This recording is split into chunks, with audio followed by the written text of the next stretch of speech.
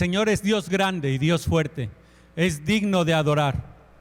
Por eso mi corazón dirá, cuán grande es Dios.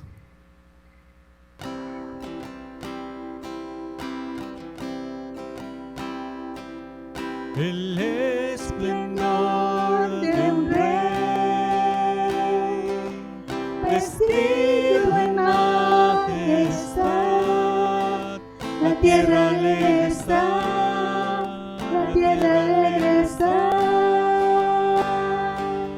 cubierto está de luz, venció la oscuridad y tiembla su voz, y tiembla su voz.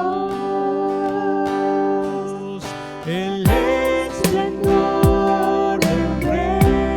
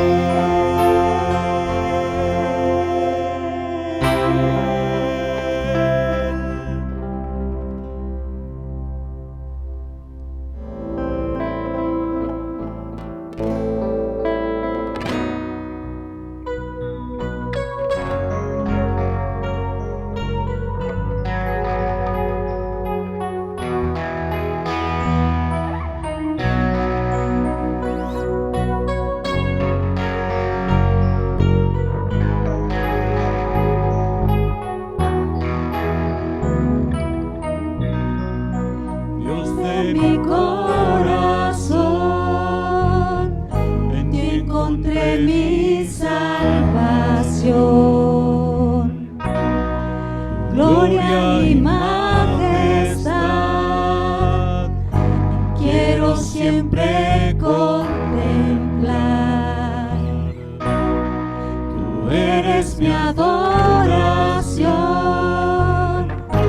y mi eterna canción. Todo mi interior es cautivado por tu amor. Eres Dios eterno, solo tú eres bueno, Dios incomparable eres tú. Nunca me separaré de tu gran amor, eres mi Señor, mi Salvador.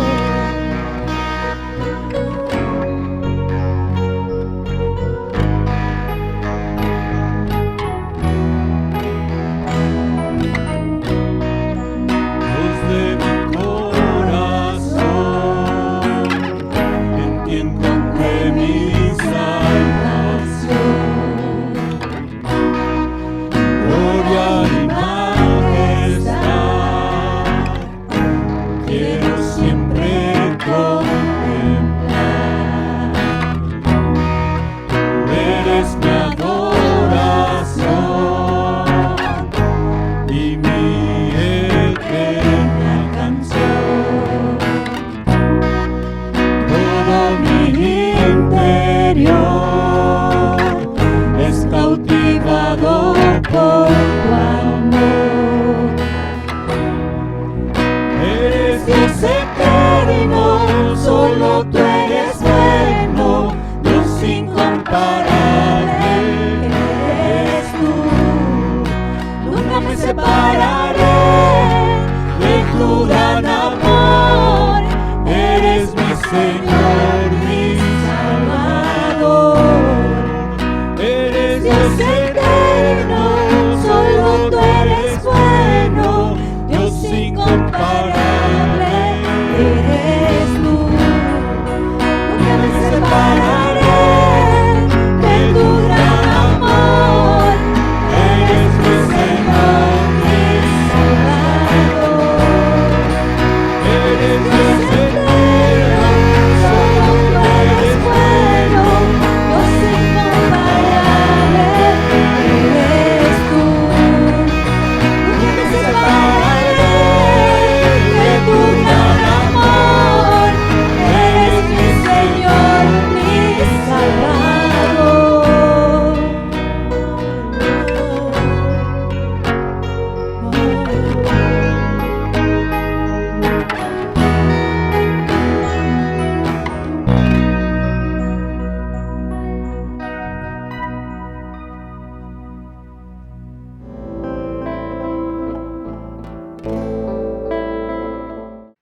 Es el Dios que hizo los cielos y la tierra.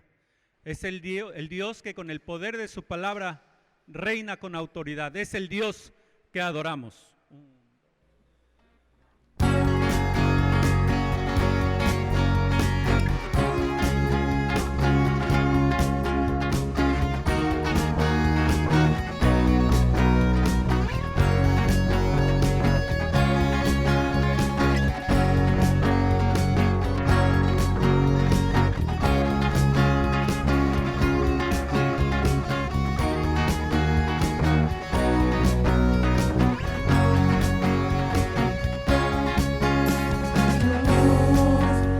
Los cielos y la tierra, con el poder de su palabra, reina con autoridad.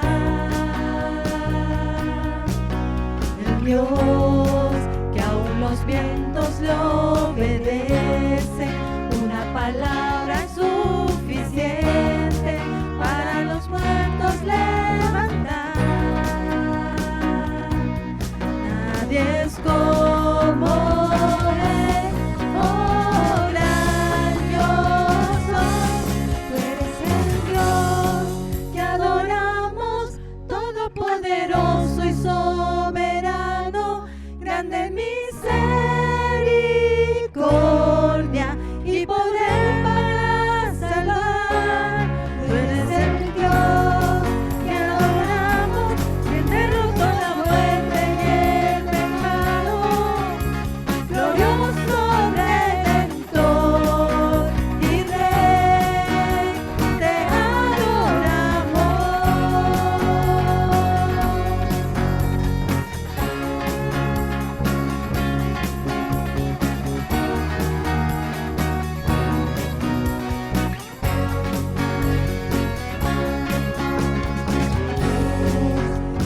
descendió desde su trono para llevar sobre sus hombros nuestra culpa y transgresión. Jesús, exaltado sobre todo, sobre todo nombre, sobrevivida y salvación. Nadie es como Él, oh gran Dios soy. Eres el Dios que adoramos, todopoderoso y soberano, grande misericordia y poder para salvar. Tú eres el Dios que adoramos, derrotó la muerte y el pecado, glorioso Redentor y Rey, te adoramos. Gloria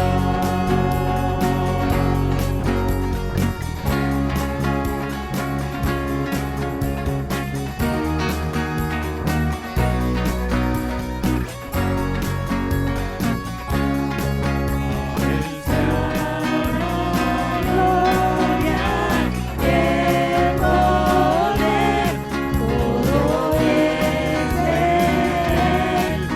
Él y para Él. A Él sea la gloria y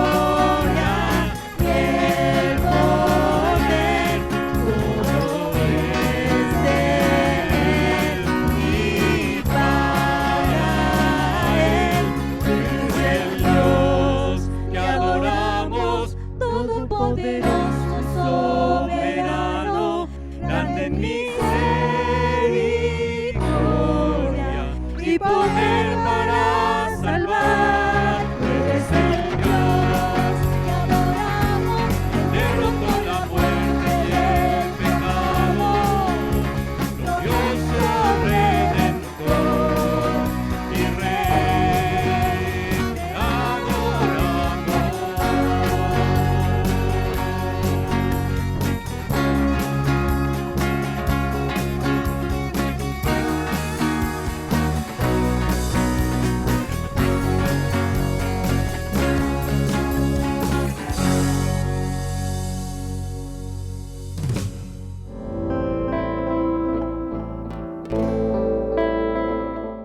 Amados hermanos, muy buenas tardes, Dios les bendiga, un gusto poder estar con ustedes en este último día del año, 31 de diciembre de 2020, un año muy difícil, un año muy complicado, porque como todos ustedes, sin duda alguna ya es algo conocido, obviamente, pues no ha sido un tiempo fácil, un tiempo sencillo.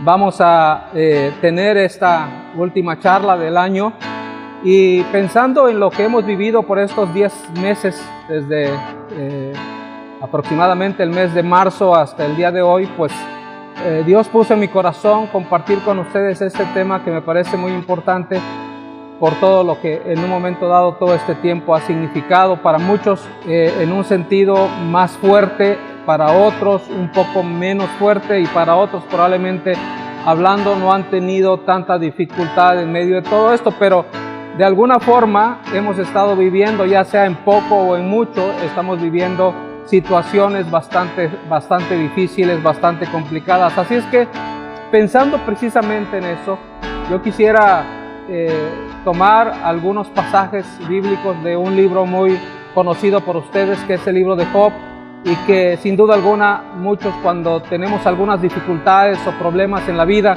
recurrimos a este libro porque hay mucha enseñanza para nosotros en base a una situación que vamos a tratar de compartir con ustedes durante este tiempo. Así es que yo quiero pedirles en este momento que inclinen su rostro y vamos a orar a nuestro Dios. Pongamos en las manos de Dios este momento y este tiempo y que Él enseñe a usted como a mí lo que necesitamos aprender en este momento. Nos ponemos en las manos de Dios entonces. Incline su cabeza, cierre sus ojos y pídale a Dios que le muestre, que le enseñe lo que Él quiere para su vida en este momento, en este tiempo, en este último mensaje de fin de año. Voy a dejar unos momentos para que usted en silencio ore y le pida a Dios lo que usted desee aprender o saber el día de hoy.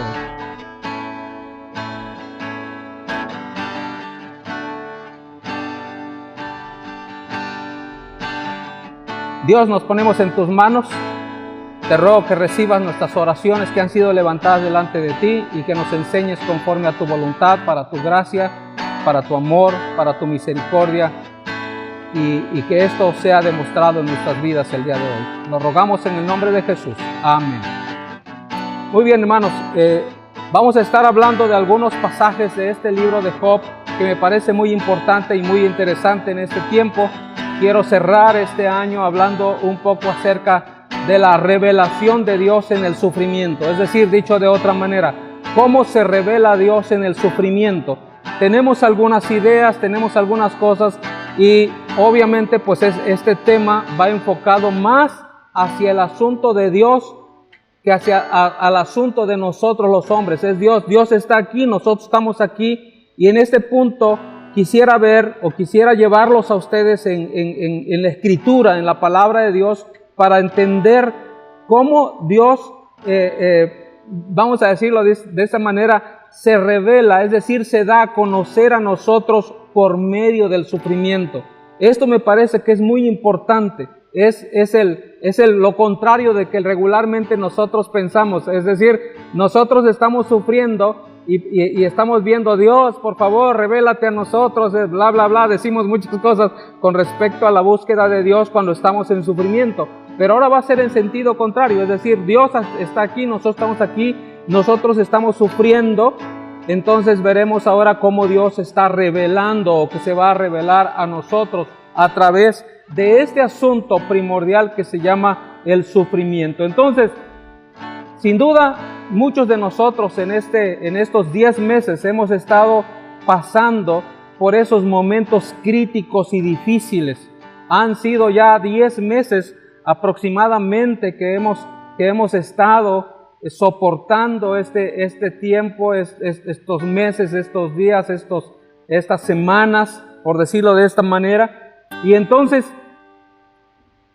unos han sufrido de una manera, han sufrido la pérdida de seres queridos, otros probablemente están en el problema, en la dificultad, otros más adelante sufriremos quizás las situaciones con algunos familiares nuestros o amigos o lo que sea. Es decir, podríamos decirlo de esta manera, el sufrimiento siempre está presente en la vida de todos nosotros. Nadie está exento de esto, nadie está exento de sufrir. Y entonces, pensando en esto, vamos a este personaje famoso en las Escrituras y vamos a ir viendo algunos pasajes bíblicos que se encuentran ahí. Así es que quiero suplicarles que por favor mantengan abiertos sus Biblias en este libro de Job. Los pasajes que veremos obviamente es muy amplios, desde el capítulo 38 hasta el capítulo 42 son los pasajes donde estaremos un poco más enfocados en este mensaje. Vuelvo a repetir, el título del mensaje es la revelación de Dios en el sufrimiento. Dicho de otra manera, es cómo se revela Dios en nuestro sufrimiento. Y entonces, Job ha estado viviendo en una miseria sin alivio durante meses, con llagas abiertas en todo su cuerpo, no en una parte del cuerpo, en todo su cuerpo. Entonces, durante este tiempo ha cargado con el dolor de 7 hijos muertos, imagínense. O sea, no solamente su cuerpo lleno de llagas, sino también 7 hijos suyos han muerto. Y no solamente eso, 3 hijas también fallecieron, también murieron. Y toda su riqueza, para agregar un poquito más a este asunto, toda su riqueza se desvaneció en solo una tarde. En solo una tarde Job ya no tenía familia y ya no tenía riqueza. Y no solamente eso, se hizo repulsivo a su esposa.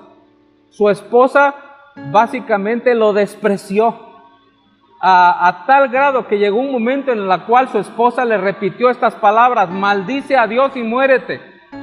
Imaginen que tu esposa te diga esas palabras, o que tu esposo te diga esas palabras, aún estando en la cama, con un gran problema en tu cuerpo, llámese como se llame ese problema físico en tu cuerpo, que te diga esas palabras. Me parece algo verdaderamente doloroso. Es decir, al sufrimiento se le agrega más sufrimiento, más sufrimiento, más sufrimiento, más sufrimiento. Esto es lo que este hombre estaba viviendo en ese momento.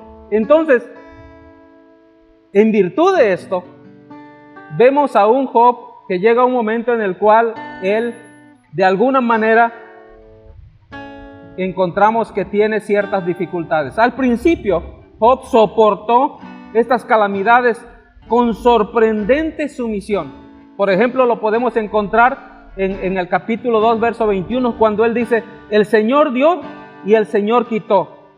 Bendito sea el nombre del Señor. El Señor dio, el Señor quitó. Bendito sea el nombre del Señor.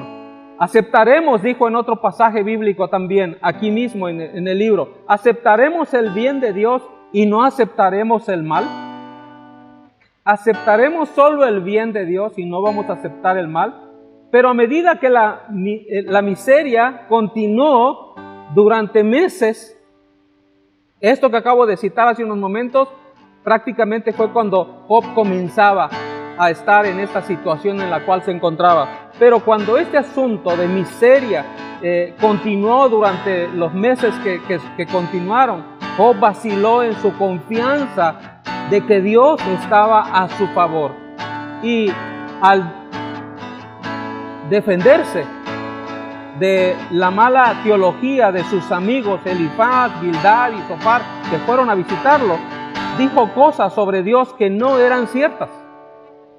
Interesante, ¿no? Él dijo cosas acerca de Dios que no eran verdad. Entonces comenzó a insistir en su propia justicia, a expensas de la justicia de Dios. Oh, sí, sucede de esta manera. Oh, sí, yo estoy aquí sufriendo y pues Dios es justo y todo lo demás, pero yo estoy aquí padeciendo estos males y estos problemas y estas dificultades, pero Dios es justo y etcétera, etcétera. Entonces empezamos a poner nuestra justicia a la par de la de Dios, y a veces pensamos que nuestra justicia es la más importante y no la de Dios. Y esto es algo que empezó a suceder en la vida de este personaje llamado Job. Entonces, podemos ver cómo estos amigos comenzaron a manejar una mala teología, una mala enseñanza del conocimiento de Dios, y eso está sucediendo todavía el día de hoy. ¿A poco ustedes no han escuchado algo como esto? Dios te está castigando, Job.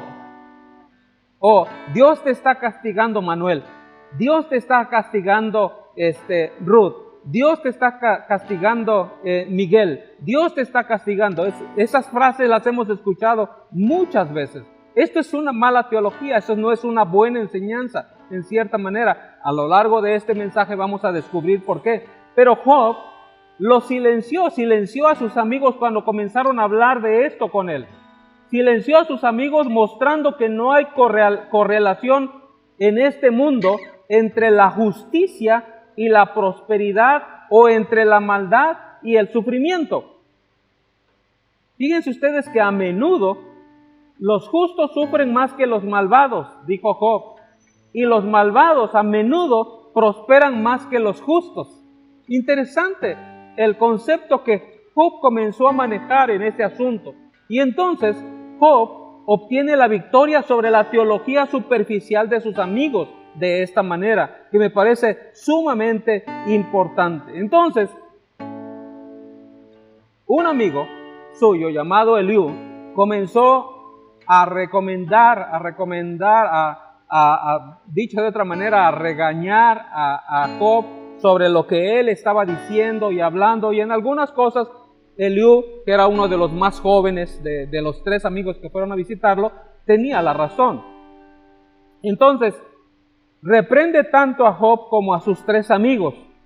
Estos tres amigos no habían podido explicar el sufrimiento de este buen hombre, con su teología, como ya hemos estado mencionando. Y entonces Job había dicho cosas imprudentes y presuntuosas sobre Dios a fin de justificarse a sí mismo. Miren ustedes que esto es regularmente lo que ocurre en nuestras vidas.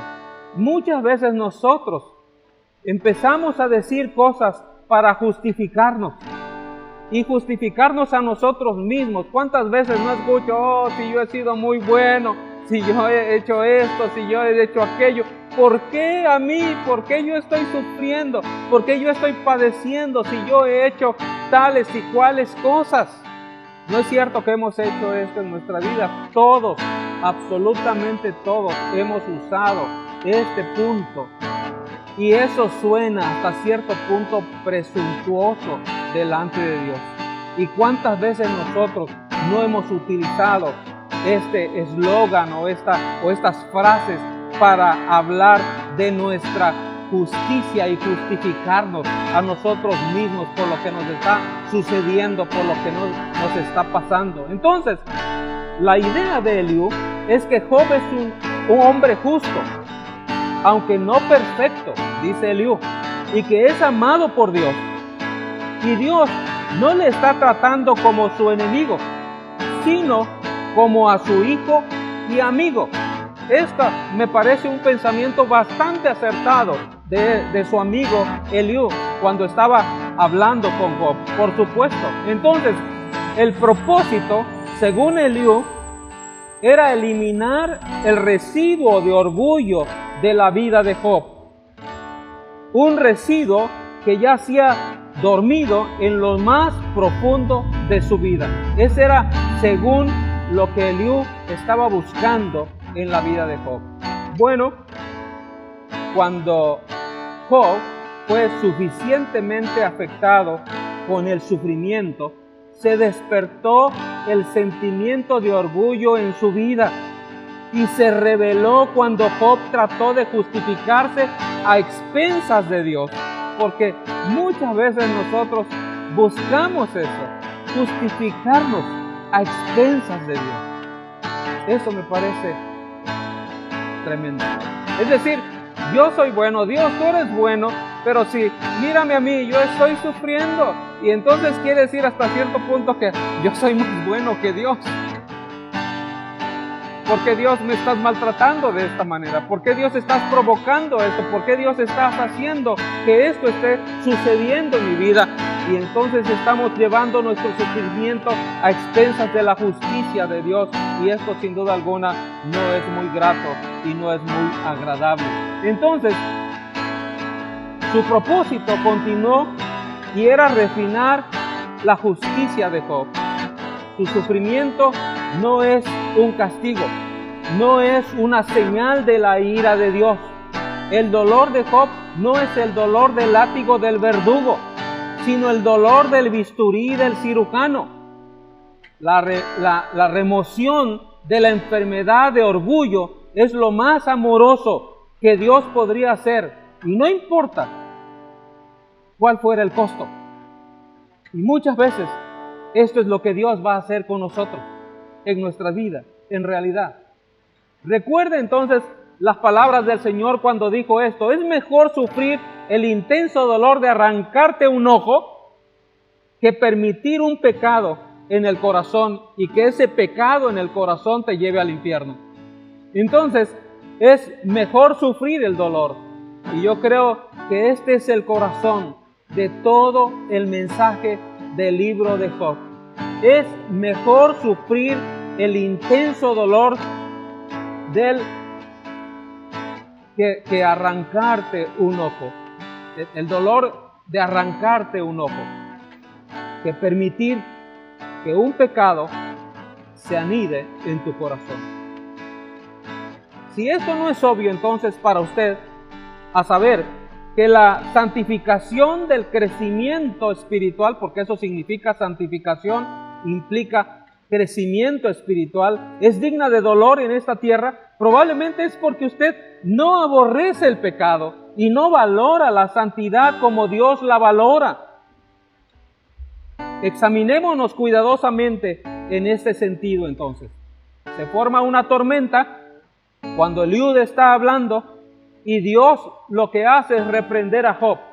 Algunos llegarían a pensar que lo que Dios está haciendo es reprender a Eliud por lo que le está diciendo a Job. Pero no, cuando usted presta atención en este asunto, se va a dar cuenta que no es a Eliud al que Dios está reprendiendo, que es prácticamente a Job a quien Dios está reprendiendo. Y en el capítulo 38, versículos 1 y 2, comienza Dios diciendo estas palabras. Entonces el Señor respondió a Job desde el torbellino y dijo, noten, Dios respondió a Job, no a Eliud, que era el que estaba hablando, sino Dios se enfocó prácticamente en Job en ese momento. ¿Quién es este?, le pregunta Dios a Job, que oscurece el consejo con palabras sin conocimiento. Una buena pregunta, por supuesto. Alguien podría pensar que Dios está criticando las palabras de Eliud aquí en este pasaje, pero no es así. Está hablando a Job y criticando a Job en realidad. Así que las palabras de Dios en los capítulos 38 al 41 no son una reprensión a Eliud en ningún momento, sino son unas palabras dirigidas a Job precisamente. Entonces, comienza el juicio de Job ante Dios. Y esto me parece importante. Yo creo que usted debe tomar por ahí un lápiz y anotar esto. Dios le hace muchas preguntas a Job en estos pasajes bíblicos que voy a mencionar. No voy a disertar sobre ellos, simplemente los voy a tratar como están ahí en el pasaje. Por ejemplo, en Job 38, versículos 4 al 7, Dios se enfoca en la tierra. Y le dice, Dios, ¿dónde estabas tú cuando yo echaba los cimientos de la tierra? Le dice Dios a Job, dímelo si tienes inteligencia. ¿No estabas ahí, Job, y no sabes cómo lo hice?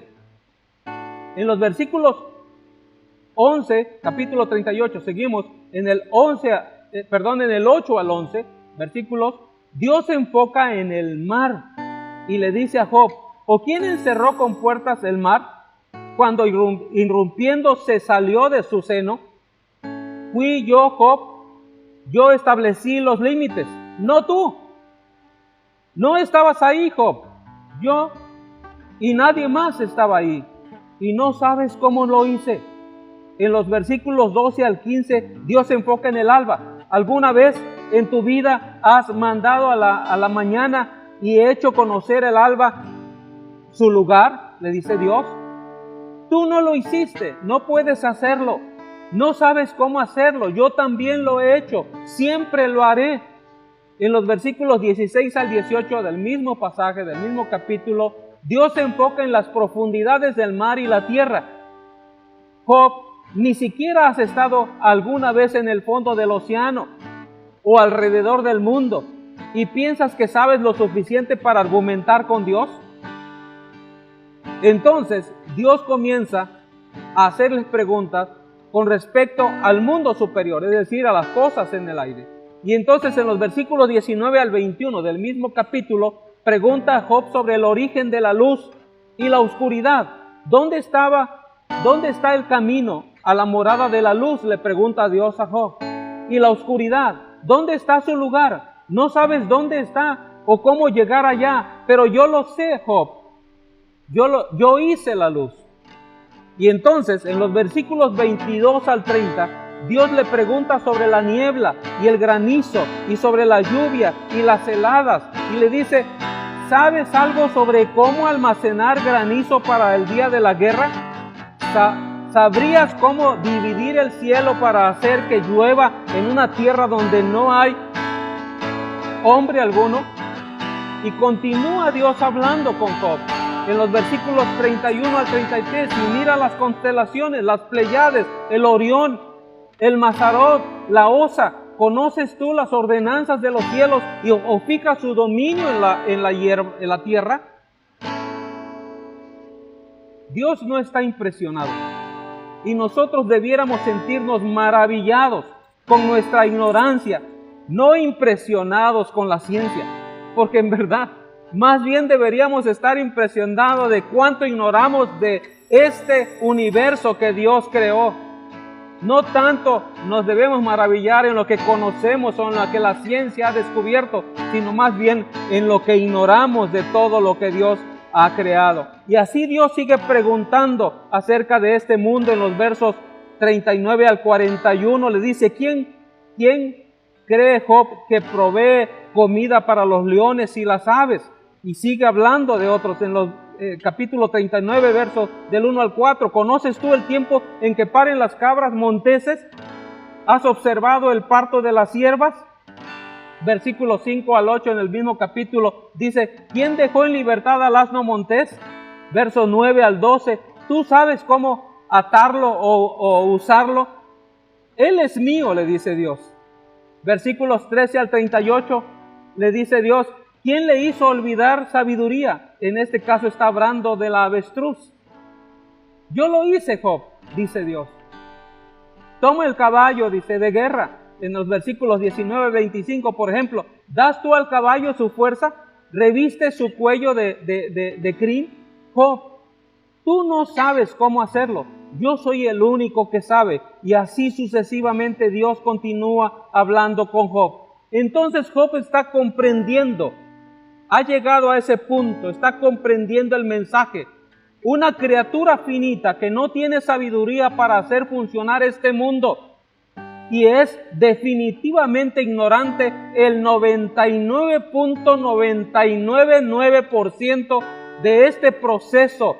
Nada puede instruir a su hacedor y gobernador sobre cómo hacer funcionar el mundo. Ni siquiera para condenar a Dios por el modo en que lo hace funcionar. ¿Quién puede hacer eso? ¿Quién puede condenar a Dios por la manera en que Él se comporta en el universo que Él mismo creó, incluyéndote a ti, incluyéndome a mí? ¿Quién puede hacerlo? Y por supuesto vemos que Dios continúa argumentando con Job sobre este asunto. Quiero llegar al final de este mensaje hablando de 3 actos de la sumisión de Job. Lo que realmente hizo en Job capítulo 42, versículo 1 al 6. 3 actos de la sumisión de Job. Podemos ver en estos versículos 1 y 2 del capítulo 42, que dice así: entonces Job respondió al Señor y dijo: yo sé que tú puedes hacer todas las cosas y que ningún propósito tuyo puede ser estorbado. Entonces, lo que sucede aquí es que Job se somete a la soberanía absoluta de Dios. Este es el punto, uno de tantos. Job lo que hace es someterse a la soberanía de Dios. Amados amigos y hermanos que me escuchan, Dios es soberano. Muchas veces nosotros no reparamos en lo que quiere decir esta palabra. Pero realmente cuando decimos que Dios es soberano, lo que estamos diciendo es que Dios tiene dominio sobre todo, sobre sus criaturas, sobre todo lo que Él hizo, sobre todo lo que Él formó. Si algo hubiera en el universo que no se sometiera a la soberanía de Dios, entonces ese algo es más poderoso que Dios. Pero eso no puede ser, por supuesto. Número 2, en el versículo 3, cita a Dios y luego da su respuesta. ¿Quién es este que oculta el consejo sin entendimiento? Por tanto, he declarado lo que no comprendía, dice Job, cosas demasiado maravillosas para mí que yo no sabía. Y entonces lo que ocurre aquí es que Job se somete a la sabiduría infinitamente superior de Dios y a su conocimiento. Entonces reconoce que ha hablado sobre cosas que ignoran, como muchas veces nos ocurre a todos nosotros. Hablamos de cosas que ignoramos. En los versículos 4 al 6, nuevamente cita a Dios y entonces da su propia respuesta. Escucha ahora y hablaré. Te preguntaré y tú me instruirás. He sabido de ti solo de oídas, dice Job, pero ahora mis ojos te ven. Por eso me retracto y me arrepiento en polvo y en ceniza, dice Job a Dios en respuesta a eso en los versículos 4 al 6. Entonces, como una respuesta a todo esto, termino con estas 4 lecciones que creo que nosotros debemos aprender acerca de Job. Estas son las lecciones que debemos aprender. Amados hermanos, estamos pasando por esta situación en estos meses, en estas semanas, en estos días que han transcurrido. ¿Y cuáles creen ustedes que han sido las lecciones que usted ha aprendido de todo esto?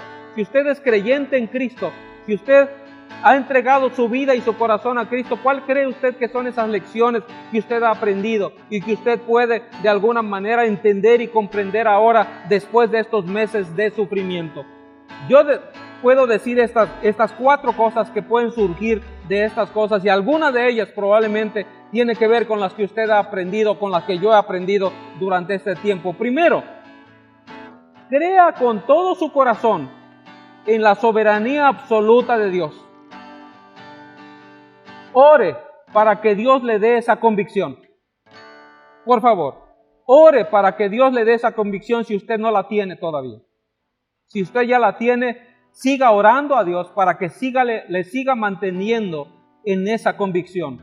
Segundo, crea con todo su corazón que todo lo que hace es correcto y bueno. Es decir, que todo lo que hace es correcto y bueno. Entonces, ore para que Dios le dé esa certeza de que todo lo que Él hace es simple y sencillamente bueno, es correcto y es bueno. Tercero, arrepiéntase de todas las veces que ha cuestionado a Dios o encontrado falta en Él por el modo en que le ha tratado. Ojo con esto. Entonces, si esto ha sido de esta manera, ore que Dios le humille para ver estas murmuraciones como pecaminosas. Es decir, si usted ha murmurado de esta manera con Dios y ha llorado y ha dicho, oh Dios, ¿cómo me has tratado? Y cuestionado a Dios en cierta manera por lo que le ha estado sucediendo, yo quiero pedirle en esta hora que ore, que Dios le humille para ver estas murmuraciones como pecaminosas en su vida, porque no son más que eso. Y cuarto y último, siéntase satisfecho con la santa voluntad de Dios y no murmure. Siéntase satisfecho de la voluntad de Dios y no murmure. Quiero terminar con esta historia rápidamente de Jorge Müller de Bristol, Inglaterra. En el día domingo 6 de febrero de 1870, su esposa Mary murió de fiebre reumática. Había estado casado con esta mujer por 39 años y 4 meses. El Señor le dio la fortaleza para predicar en el servicio memorial que se celebró en favor de Mary, la esposa de Jorge Müller, de este gran predicador inglés de esta época. Entonces, cuando se paró, en ese momento dijo estas palabras: la extraño en diferentes modos, y aún la extrañaré más y más, dijo. Pero como hijo de Dios y como siervo del Señor Jesús, me inclino ante Dios. Estoy satisfecho con la voluntad de mi Padre Celestial, dijo Jorge Müller. Busco su santa voluntad mediante una sumisión perfecta para glorificarle. Una sumisión perfecta para glorificarle.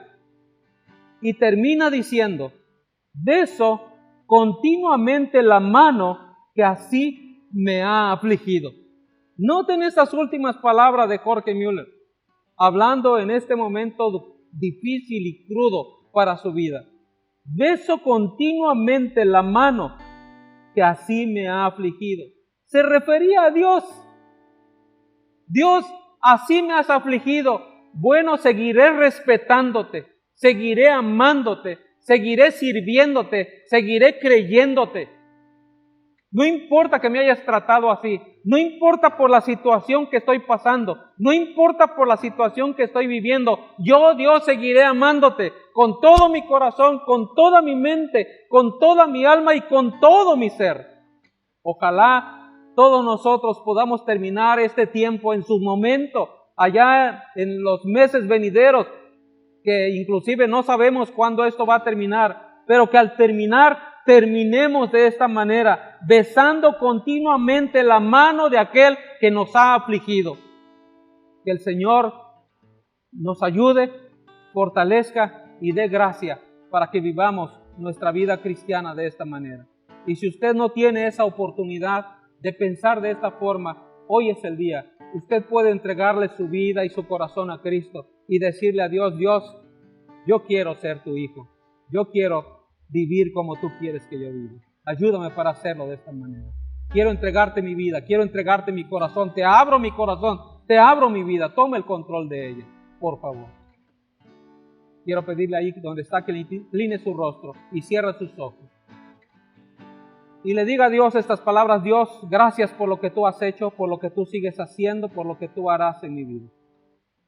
Gracias por todos estos meses que hemos tenido de sufrimiento y de dificultades en nuestras vidas. Gracias porque estamos terminando este año bajo este manto de sufrimiento. Y quiero agradecerte por ello.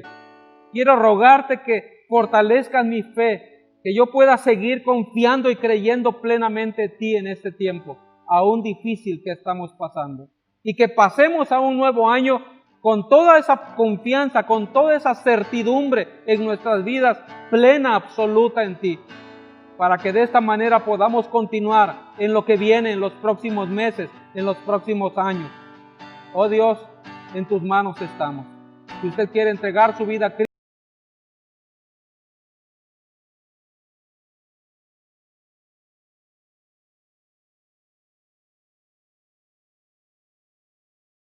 que entres a mi vida, si tomes el control de mi vida. Oh Padre, gracias por ello, gracias porque tú me has perdonado, gracias porque tú has entrado a mi vida, gracias porque ahora eres mi Señor. Ayúdame para seguir aprendiendo y conociendo más de ti. Me pongo en tus manos, oh Señor. Padre, te adoramos y te bendecimos en este momento. Y por favor, queremos terminar este año con todo nuestro ser, creyendo y confiando y siguiendo adelante en la vida que tú nos has dado. Por eso decimos estas palabras: que la gracia de nuestro Señor Jesucristo, el amor de Dios, inmenso amor de Dios por ti y por mí, y la presencia de su Espíritu Santo en nuestras vidas en este año y en el año venidero, esté con nosotros ahora y siempre. Amén. Amén. Amados hermanos, que Dios bendiga su palabra y le bendiga en este fin de año, en este momento, en este tiempo final y en el inicio del nuevo año, y por qué no decirlo, en todo el año. Que el Señor esté con ustedes. Dios les bendiga.